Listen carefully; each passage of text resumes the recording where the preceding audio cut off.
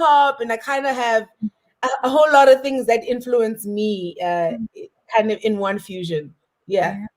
That is so cool. I hear it all throughout your music. I have to tell you, your latest album, Yama, my favorite song is Lonely, and Always is a good song too. Oh.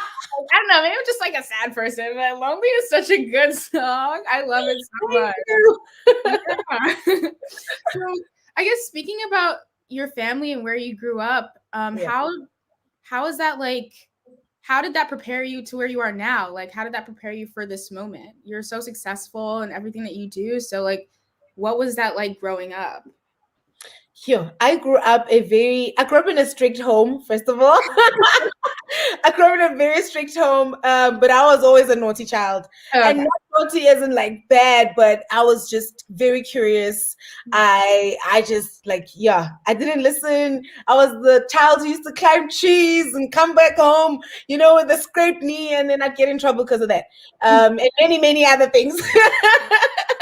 But I grew up in a very loving home, very strict principles. My grandfather, my grandmother definitely were those early instilling of discipline early in my life. And I say my upbringing really geared me up to be who I am because of the way I grew up.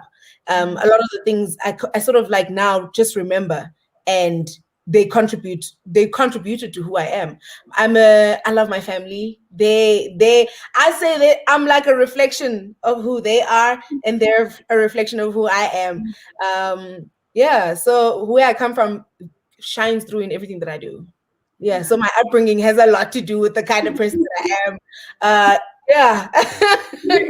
No, that's amazing. And so, did you, talking about, your culture and where you're from, how was it difficult for you to incorporate that into your music and into your style and everything like that? Like, did it take time for you to love that part of yourself and everything? Because I know, music and the music industry is different everywhere, and Yes. especially in America, some things may be seen as like, what are you doing, or like, why are you doing that? So like was that difficult for you when you were stepping onto the music scene?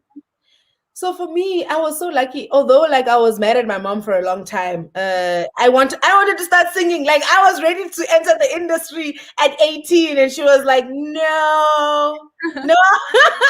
She's like, "No, calm down. I need you to go study. I don't know what. I don't care what you're gonna study." And obviously, I chose music, so I studied music education, and I learned a lot about myself during the time that I was in varsity. And a lot of those things, I grew up not loving my blackness, right? I grew up, you know how it goes. I grew up society telling me that I'm ugly, and I was a lot darker than I am now, when I was a little girl. And I used to get teased a lot. Besides what the kids, kids are mean, but besides, and everything just accumulated to me, basically just carrying that shame, in my entire childhood of not feeling beautiful. And I'd say my awakening happened in varsity, and I remember just having to think for myself for the first time in my life, having to make up my own thoughts about a lot of things. And I remember thinking, I don't understand why I feel ugly, because my family tells me, people that love me tell me all the time that I'm beautiful. So what is it that has me thinking and seeing myself in this way? And I remember that's when I started doing a lot of my history and learning about where I come from and where my people come from and what it means to be Xhosa, what it means to be Black.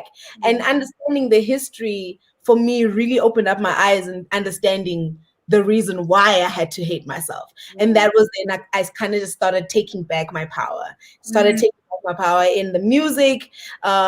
It wasn't hard. By the time that, like I said, I'm grateful to my mom for making me wait, because by the time I entered the industry, I had already started that journey. I had already started to see myself. I had already started to embrace my Blackness. Even before I released my debut single, I had started calling myself the Black Amanda, because of the power and the kind of love that I started seeing, I started feeling towards myself, towards my skin. And yeah, so it wasn't hard.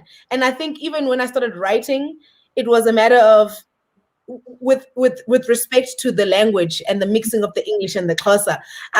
So a lot of Xhosas where I come from, we mix English and Xhosa when we speak.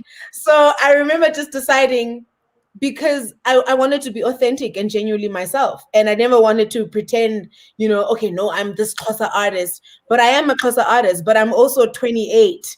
And I grew up in multiracial schools where we learned how to mix and fill in words here and there so that we could communicate better. And that is when I was okay, I'm going to speak how I write.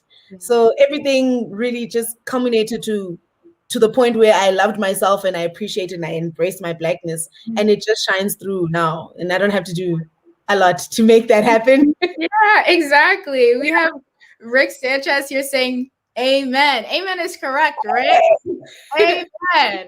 Correct. I mean, that's actually really powerful. I'm an artist as well, and I'm stepping onto the music scene, and just everything that you said, I'm definitely gonna keep with me for forever, because I'm still a teenager. I'm still in high school. I'm still thinking about all this stuff, and yes, kids are very mean.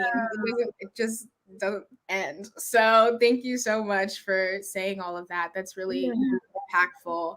And you mentioned your first studio album, Amazulu, and your first single. Now I saw, I don't know, you're doing big things. You released that, and then you got so many awards for that. A Beat South African Music Award. I mean, tell us about that. How did that feel, getting all those awards right out of the gate? Yo, it was crazy. It was crazy. Like, I was just like, whoa, whoa, whoa. I didn't even, first of all, because I grew up wanting to get on the stage. So everything that I wanted to do was just to perform. So I never really understood, okay, there's the part where you record music, you write music. I've always just freestyled, I've sang whatever came to my heart. So for me, the recording part wasn't really a thing until I got in the industry. And I was like, oh, so this is how things are done. I'm supposed to release and then. So literally everything was this shock to me. No way. Okay. And then now I'm winning awards with my first album. And mind you, I had already wired my brain to be like, whatever happens, but I'm here because I'm here for the music and I love music, and whenever it'll happen. Me, I'm just going to keep my head down and just hustle. It happened, and next thing, bam, awards. And I remember everything was so new and so exciting.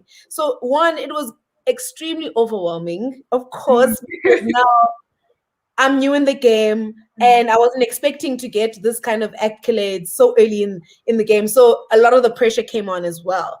A whole lot of, oh, what are you going to do next? You did this and you got this. What, So I kind of just also went through that and just fighting that as well.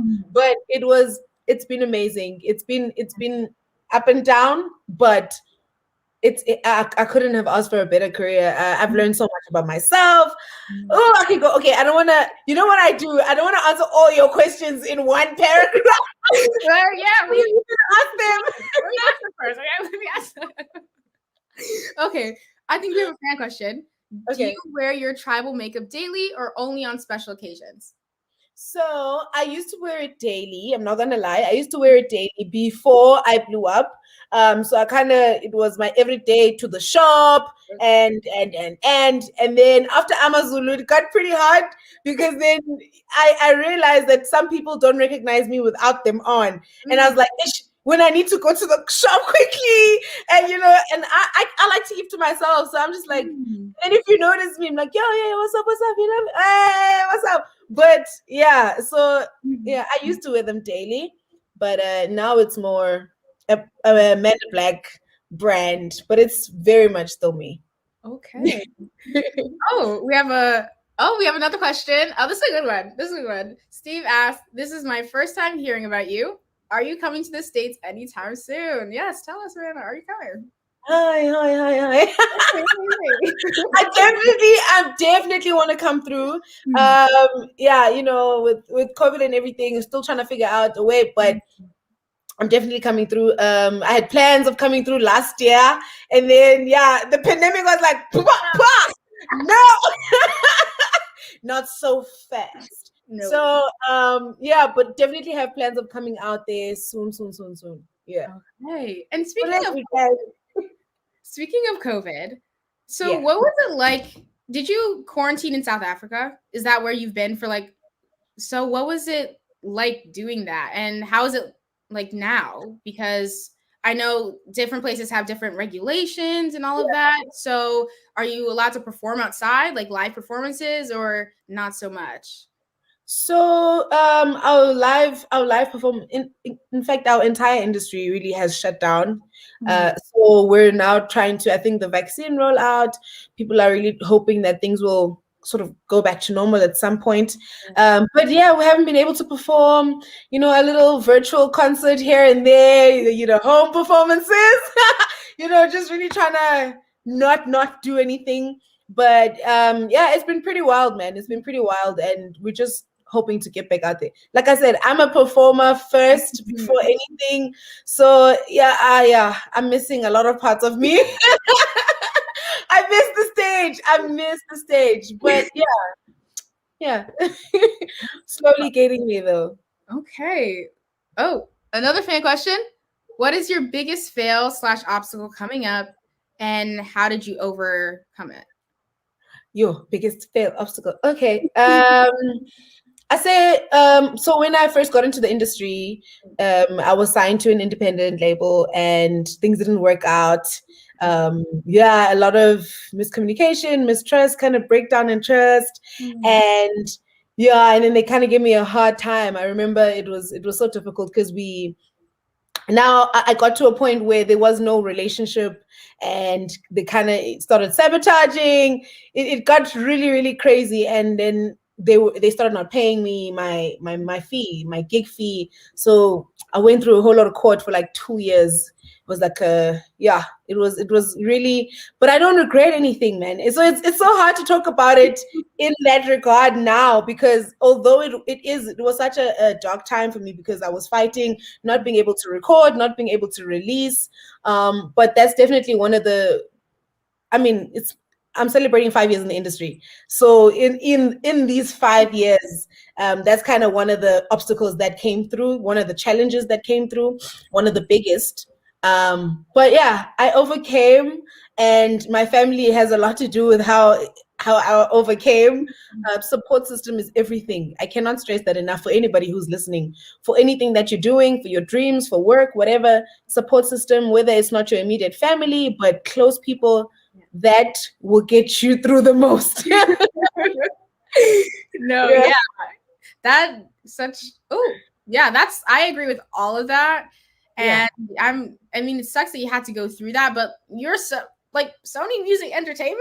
I mean, it was worth it. I think it was worth it. So okay. Definitely. Yeah. So, this is a nice one. What would be your dream collaboration with another singer? Now, I saw a few interviews you saying Beyonce, and Beyonce, and oh, look, there she is. We're manifesting. Yes. Yes, right. Yes. Most definitely.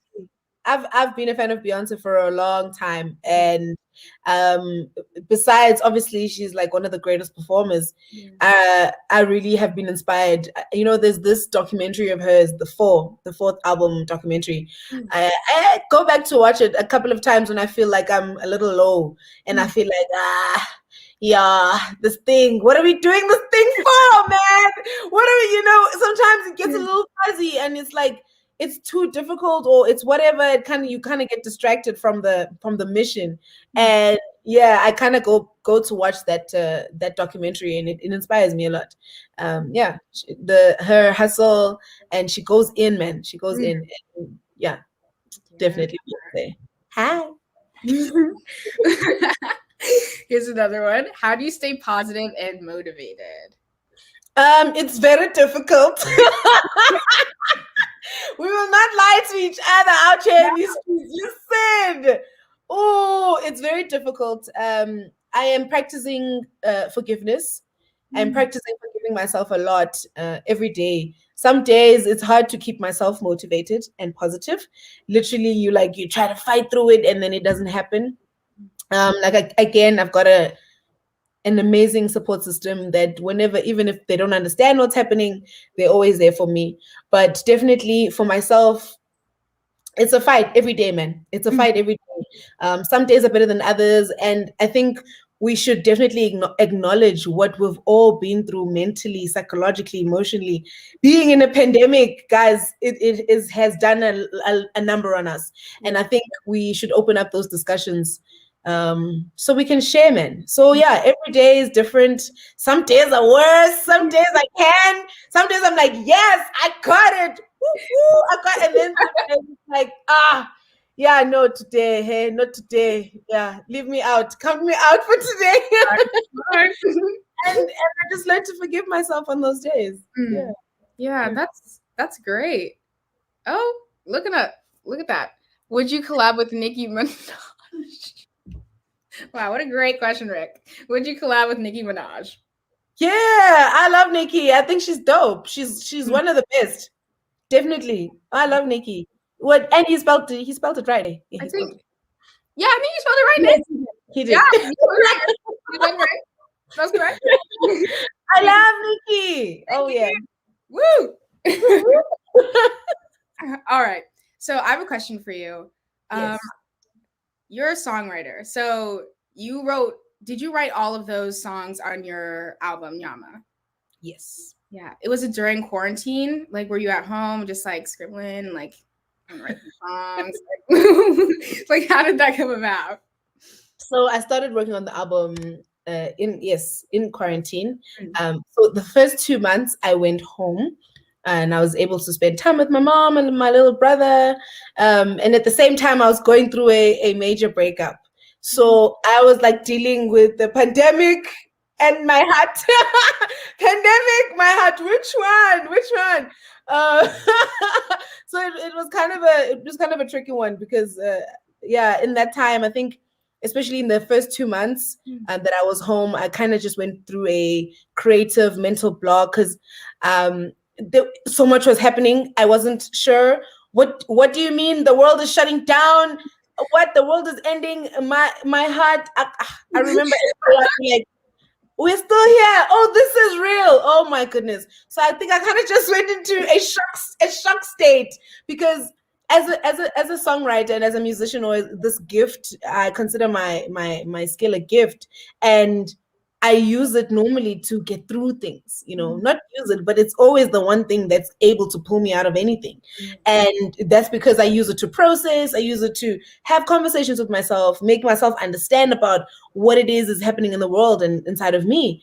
And for, I think, about 2-3 months, I was unable to do that. And I was just like, I don't know. I don't have the answers. What? I don't have the answers. I normally know and think myself positive. I couldn't. So in that time, I was at home and I kind of just connected with myself again. And I didn't realize that I have sort of like disconnected from me. And I was surrounded by my family, by love. I was surrounded by my old poetry books. I kind of just went and finally connected with Amanda again. And then I came back, and then that's when I started working on the album. So the album is conversations with myself, and it's me just like processing through this pandemic and thinking about, how am I gonna pay my bills? How am I gonna do this? I'm alone, my heart is broken. How am I gonna heal? This is too many things. And this album for me, and I wasn't even working on an album, and like I said, it was just me processing. So this album for me really did help me get through. And it's called Nyama because translated it means darkness. And I called it that because I wrote it in that time where I just felt like everything was just dark and cloudy. Yeah. Wow. Okay. Yeah. Speaking about another one. You fans, you guys are getting me. So how do you deal with writer's block? I don't know. Yeah. Um, it's very tricky. It's different every time. Mm. It's different reasons every time. Whether it's something I'm not able to deal with, whether it's creativity sometimes just switches off. Like it's just like, oh no, not available. So you just try and do something else. Like try and listen to different kind of music that you don't necessarily, write or not exactly your genre. I just try to keep my mind off everything. Like, okay, take a walk. They say take walks, drink water, try to yeah. So you kind of just try to keep your mind off of it.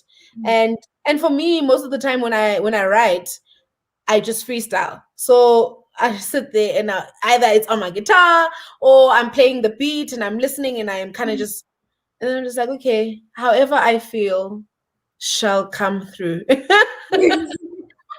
Yeah. So, but definitely, you just try and do something else Mm. creatively, make your hands work, write, build something, just to get your brain thinking about something else. Mm. Yeah. Okay. That's great advice. Sometimes I deal with writer's block, or it's like Yeah.